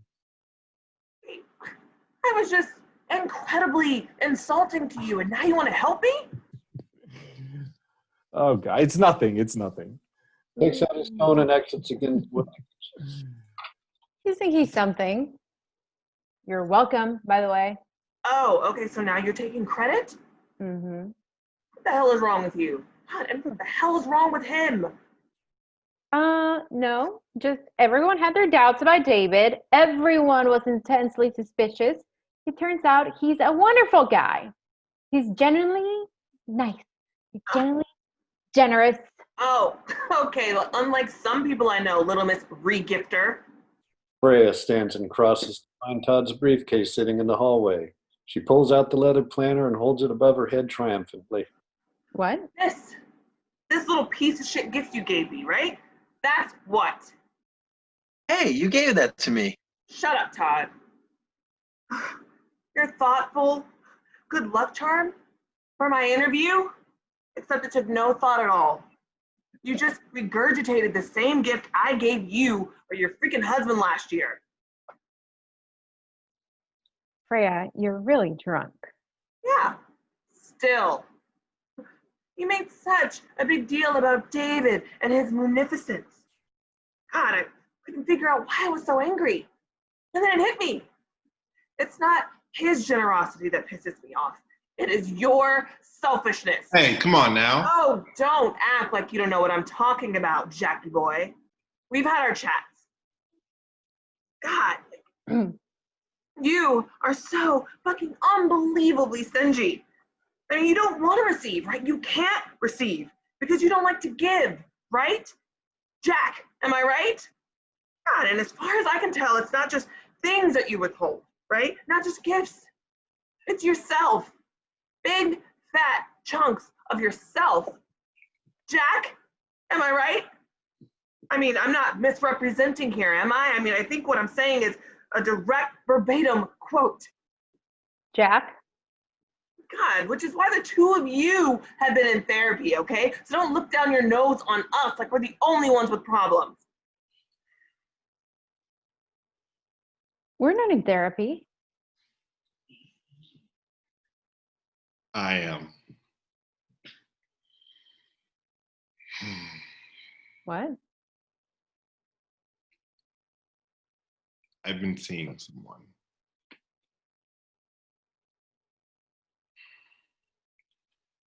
When you love someone, it's like this great big house. You know, you you get to know them room by room.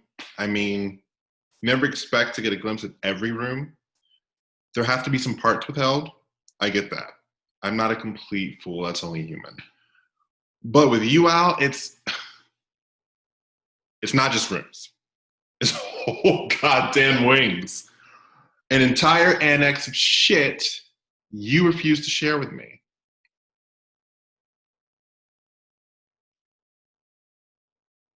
I don't like birthdays. A moment of silence, then Todd's cell phone beeps.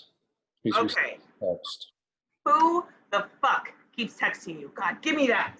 Freya wrests cell phone from Todd's hand. She stops dead when she reads the message. Who's Kate? Todd. Who the fuck is Kate? Todd snatches back the phone. You wouldn't understand. Even Nathan Bright returns to the room. Okay, she's coming. It's a quick cab ride over here, 10 minutes tops. She's excited to meet you again, Freya. She said you interviewed very well. He senses the temperature change in the room. He looks around. Is everything okay? Did she confirm Excuse me? whether or not I got the job? Jesus Christ. She's very eager to discuss things further. Oh, don't be cryptic. She'll be here soon enough. No, call her back. Isn't that what you do, David? Do nice things for people? You come to their assistance without apparently wanting anything in return? Are you nuts? Have you lost all moral? I cannot conceive of spending the rest of the night with this woman if she's not going to actually hire me for this job that, let me remind you, I am more than qualified for. Allison is mortified. She needs to put some distance between herself and the rest of the room. David, I am so sorry. Once again, David Nathan Bright redirects the energy in the room. Jack, don't you have a toast or something? What? Now? Well, now that Todd's back from the dead. Dead. Everyone, grab a glass. Jack takes the bottle he's been saving and looks around the room, then at Allison. This is not the way he imagined this going down. And his audience is not exactly primed for his speech now, but nevertheless continues as best as he can. And if anything, the speech now has taken on an unexpected significance. Jack holding up a special bottle. This bottle. I've been saving this bottle. I tasted this, I don't know, maybe 5 years ago. It was a little pricey for the restaurant I was working at the time. The owner didn't think he'd be able to shift it, the price point. But I bought this one bottle. I had to hide the receipt from Allison. I didn't want her knowing I'd spent our car payment on a bottle of wine. She hates extravagance. And obviously she hates birthdays. But I tasted this, and I'm not trying to be corny, but I tasted this and it reminded me of you. It's complex. I mean, it is really complex, but there's a challenge there, right? You don't know exactly what it is you're experiencing, but you want to keep at it. It's full-bodied, okay. Yeah, this is pretty corny. But there's an unexpected sweetness that only comes if you stick with it until the very end. The finish. I need a wine key. But Todd takes over for him, grabbing the bottle. You talk, I'll open. Todd has to look around for the wine key, but when he locates it and picks up the bottle to open it, he has picked up the wrong bottle. Todd has inadvertently picked up David Nathan Bright's gift bottle. Easy drinking, goes with anything you're putting on, and there's a memorable something that stays with you long after you've tasted even the smallest drop. Okay, yeah, that was very corny. Allison, without warning, has started tearing up. She looks over at Todd, smiling through tears. Todd trying to pop the cork. Oh, he's a stubborn one. So if you'll get your glasses at the ready, I will propose this toast to this wonderful woman. Allison shrieks. Todd mistakenly pops the cork on the $6,000 bottle of wine. What? That's That's What do I do? that's the wine David brought. That's okay. No, it's not. It's $6,000 a bottle. What? Allison grabs the open bottle from wine from Todd and holds it high above her head like the Holy Grail. Get her out of here. Okay. Todd helps Freya toward the door to escort her out of the room for the bathroom. He tries to pull away for one final word with David Nathan Bright. No. Who are you? Hey, what do you want? What do you want? Nothing. God, that is totally fucked up. God, that is beyond all comprehension. Okay? But I will figure it out. Okay? I don't know what it is. I don't know what you have to hide, but I am going to sleuth it out of you. Todd is now pulling, or rather dragging her up to the bathroom. Freya! He concedes and exits with Todd, their voices trailing off. Been at that guy all night. Why is he being so nice? David Nathan Bright looks at Allison, then Jack. It's fine. Just decant it. We'll drink it later with Pauline. I'd like to taste Jack's wine. That's what I'd like to do now. Wine is about emotion, and your tasting notes are remarkable, Jack. So please, I'd be honored to taste your wine. He holds out his glass. Jack stands there for a moment, trying to make sense of what just happened.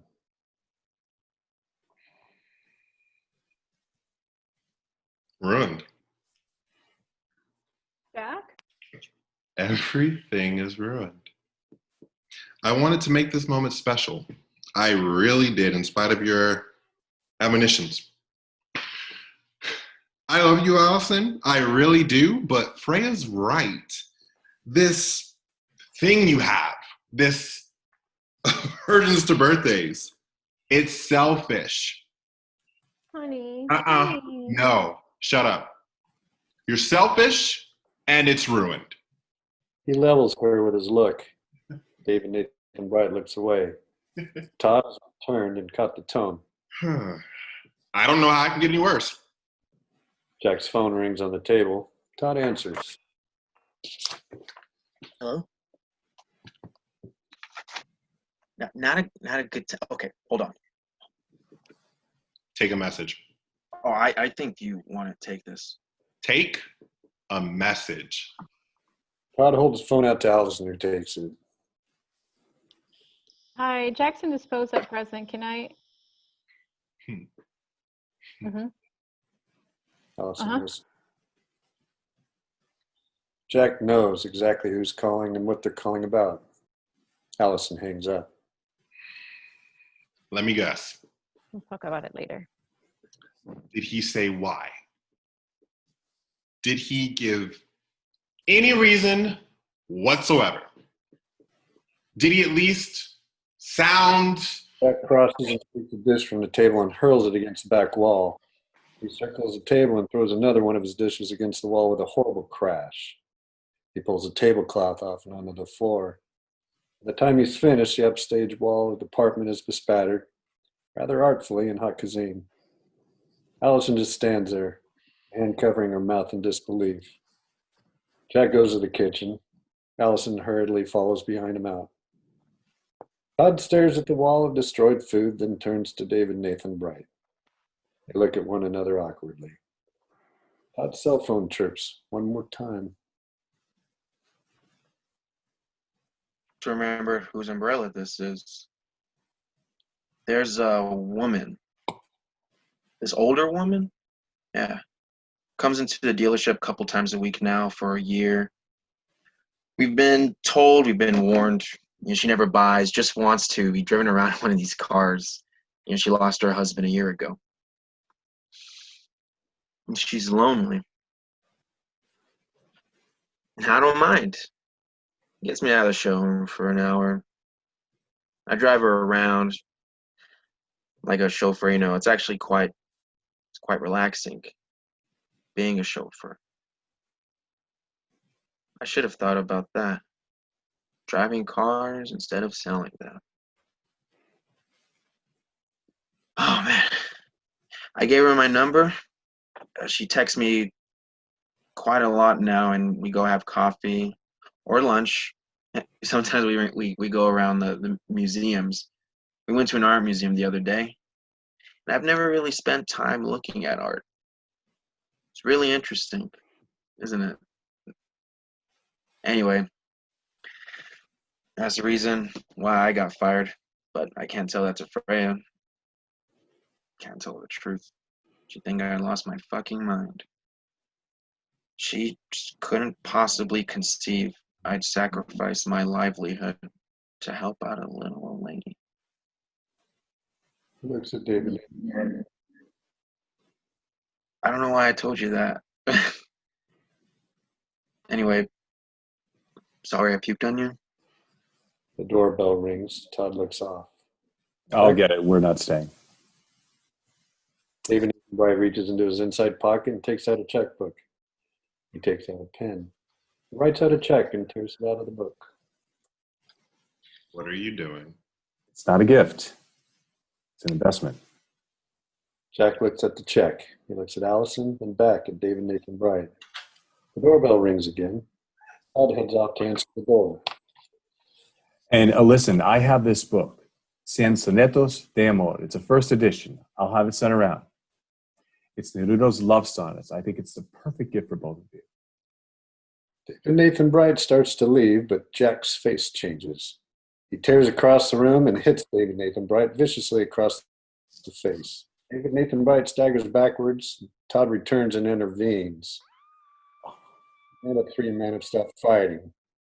Allison has grabbed David Nathan Bright's gift bottle.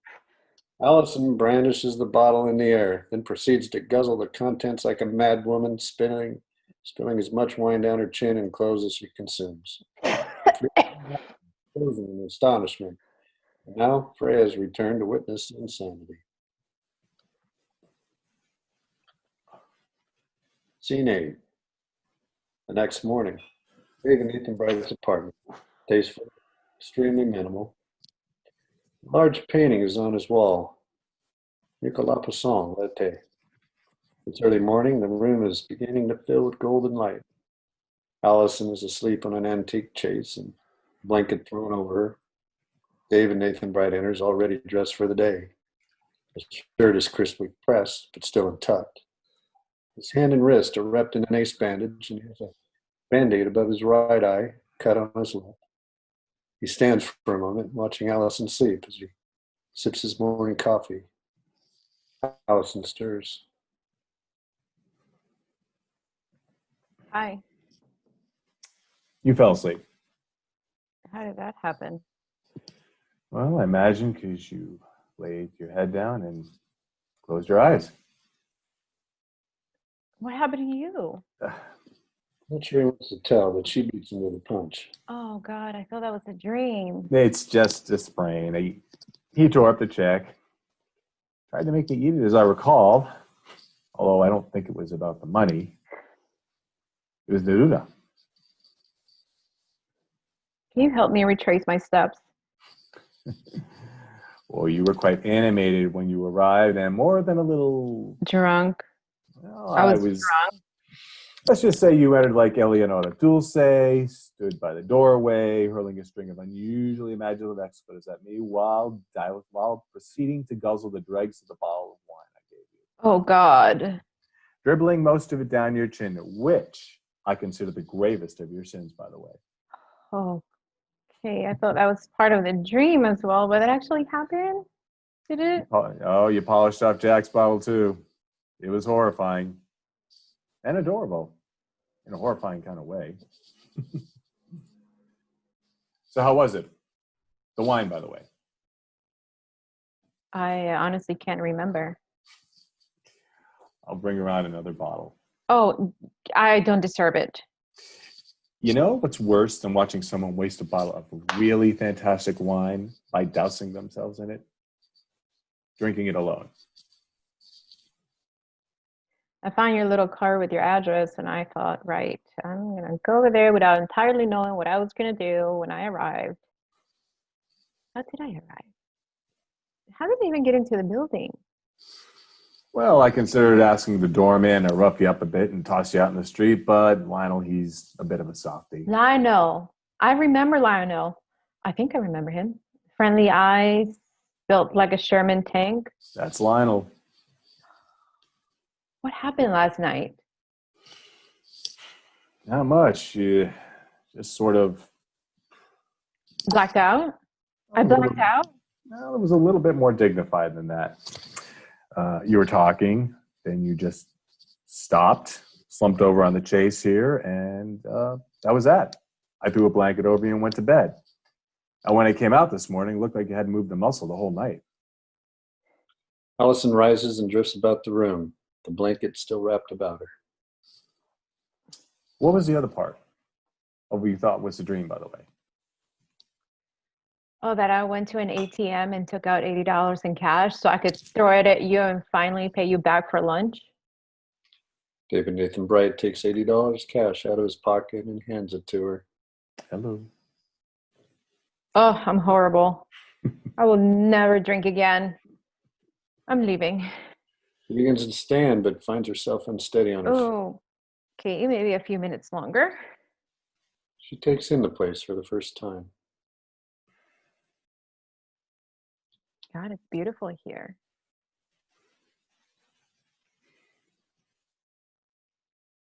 All that light? Isn't it? You don't have much. I pictured more. I don't need more. Can I get you anything? I'm having coffee. Oh, please. And some Tylenol. She exits. She takes in the entire room, the painting. Are you all alone here? Well, in the sense that no one lives with me, yes. In the sense that you're here with me now, no. He returns and hands her coffee, the Tylenol. But I assume that wasn't a metaphysical question. Is that what I think it is? Well, if you think it's a painting, then yes. Yes, but that painting. You recognize it. It's been a very long time. Poussin. Here's a series. This one is Lette. Summer. Allison moves a little closer, blowing on her hot coffee. She's come to ask him for something. He holds out his hand and offers his help. Ruth. It's Ruth, isn't it? And Boaz? Well, she knows her artwork and her Bible. Why have I found such favor in your eyes that you notice me? It's about redemption. For her. And for him. She turns to him. A moment. You want to know a secret? You're going to share a secret? David, I know nothing about you, and you're the most mysterious person I ever met. Despite the interrogation everyone put you through last night, you're now suddenly going to share a secret without any prodding? All right, then. I'll just read the paper. No. Yes, please. I want to know a secret. He looks at her and smiles, and looks at the croissant. It's a knockoff. Shut up. This is a fake? The ones you pass in the entryway are the real McCoy, but this, fake. The owner wanted to have the original, but, you know. Too expensive? They wouldn't let her What? have it. Who wouldn't? The Louvre. They're a bit snobby that way. So instead of nicking it from the museum and having Interpol come down on her, she had this one commissioned. Allison moves closer to inspect the painting. He was just a kid, the painter at the time, 22 years old. Showed promise and was encouraged. 2 days before he started work on it, he sustained a fracture to his right hand. And she thought it's going to be weeks before he can start it, if he can start. So she asked him, she said, "What happened?" And he said, "Oh, I just had to slam it in the car door a couple of times."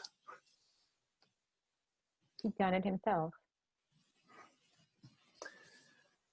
Poussin, he suffered tremors of the hand towards the end of his life. It took him an extraordinary amount of time to complete this work, and most likely would have been very painful. The painter, well, just this foolish kid, wasn't he? But he wanted it to be authentic. It's breathtaking. Unfortunately, my wife didn't live long enough to see the product of his dedication.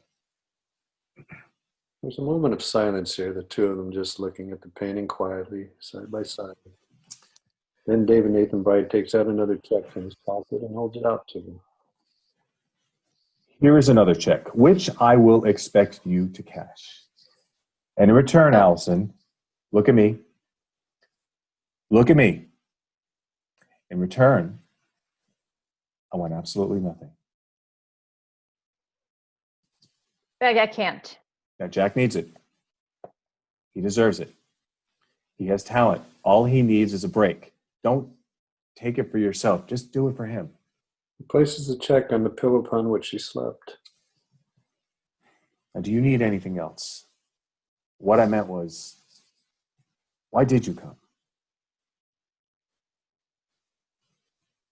I don't know why. I think you do. I think you came to tell me something. No. Then why come? I came here. Yes? I came here to tell you. Yes, what? Whatever it is that you want from me, name it. There's nothing I will not give you at this point in order to repay my debt, in order to Your debt. in order to release myself. Nothing? Nothing? Nothing. What do you want? Please just tell me. What do you want from me? Because I keep. I think it's you. I think it's you who wants something desperately from me. Or maybe we both want the same thing.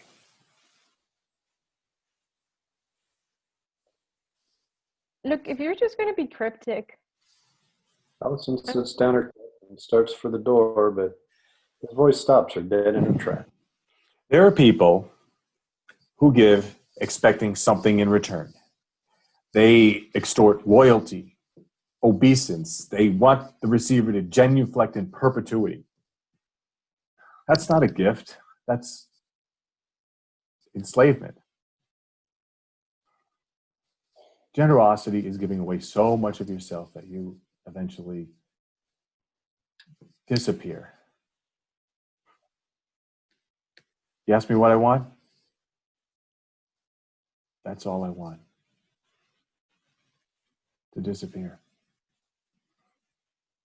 Allison is absolutely frozen now, unable to leave, terrified of staying. Release yourself from what? You're a twin, Allison. Isn't that what you told me in the park? You have a twin brother. So your birthday is his birthday. He has to inhale here, but is unable to get a full breath. Release yourself from what? Allison has finished her coffee long ago, but Now she tightly grips her cup and looks into it, expecting, hoping to find some answer to what she needs to say next.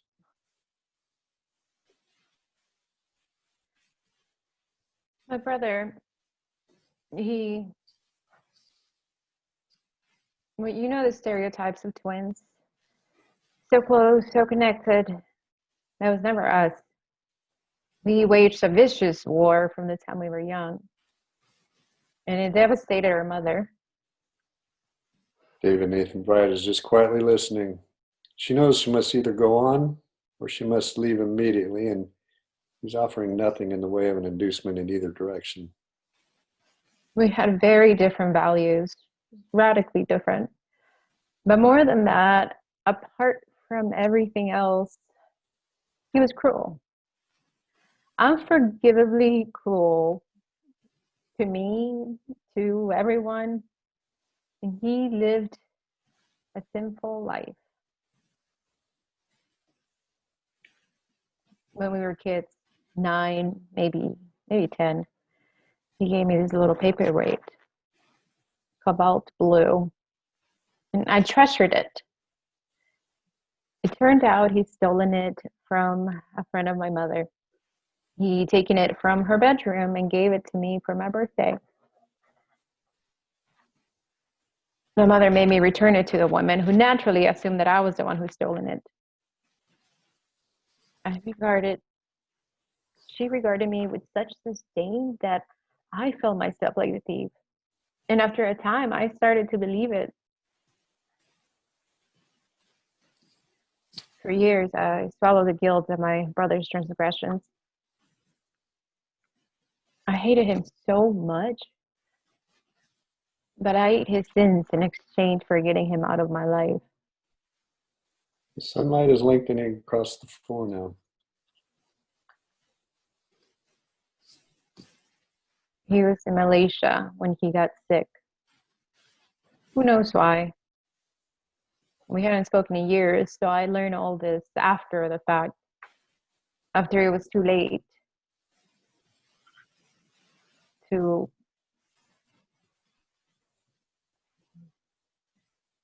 he called and I didn't answer. For months he called again and again. So I changed my number. And then my mother called.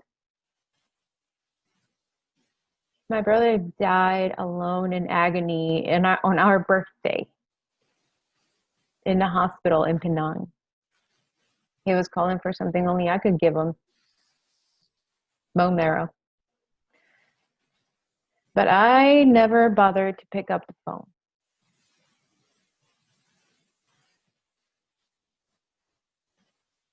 Are you going to say something? It would make things easier. This isn't easy. This is hard. This is really fucking hard. So if you have anything to offer in the way of help, this would be the time. But David Nathan Bright still says nothing. What he does do, he slowly extends his hand, open to her, as an offering. Allison, hesitant at first, cautiously makes her way toward him. And here she involuntarily kneels before him. A week after his death, I received a package in the mail. It was a paperweight. I have no idea when or how, or even if he's stolen it back from that neighbor, but it was yet again in my possession. The ungenerous gift, this horrible little token of my selfishness, and a note. Happy birthday.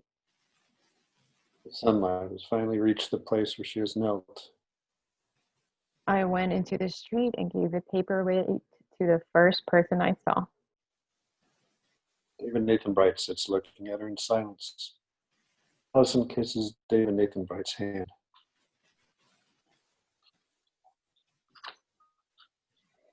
Thank you. It's nothing.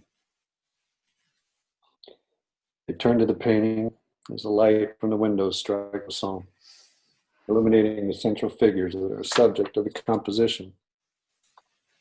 David Nathan Bright stands. He disappears. Allison is alone. She stands. Turns toward her. She sees the check. She looks at us.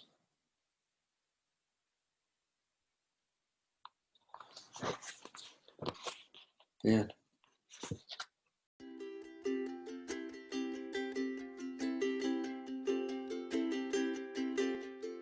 Okay, which is wine.